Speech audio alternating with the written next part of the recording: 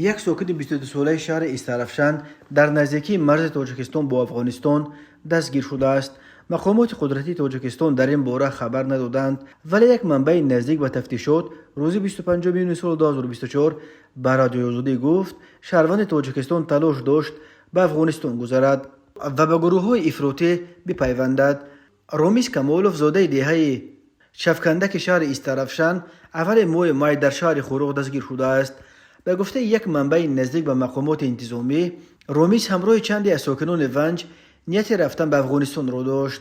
رامیز کمالوف را در بازداشتگاه شهر دوشنبه قرار دارد و نسبتش با ماده های تشکیل اتحاد جنایتی و تشکیل فعالیت سازمان افراطگرا پرونده باز شده است. صوبت کمالوف پدر او ساکن دهه شفکندک نخواست در این باره گپ زند. پدر و مادر رامیز 7 سال پیش از هم جدا شده. او با مادرش در دهه قلچه بکوول زندگی داشته است. نزدیکان دیگرش نیز از صوبت خودداری کردند. ساکنان محلی گفتند که رامیز را بار آخر روز 5 مای در دهه دیدند. اتفاقا در همین شب و روز نیروهای مرزبانی کمیته امنیت ملی تاجیکستان در بیانیه اعلام کرد که در پاسگاه‌های سرحدی با افغانستان درآمد و برآمد شهروندان را زیر نظارت جدی گرفتند.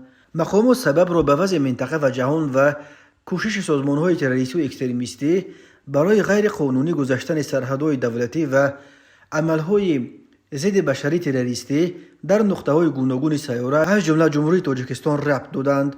بعد آن عملیات بازداشت بیش از 30 ساکن جماعت یزگالام در نیمه دوم ماه مای از طرف وزارت کارهای داخلی تاجیکستان صورت گرفت. مقامات در این باره خبر رسمی نمی‌دهند، ولی یک منبع رادیو آزادی که با پرونده بازداشت شده و شناخته شده است گفت حدود 25 بازداشت شده به عضویت در سازمان ممنوع انصارالله متهم می‌شوند. تاجیکستان با افغانستان بیش از 1000 کیلومتر مرز مشترک دارد.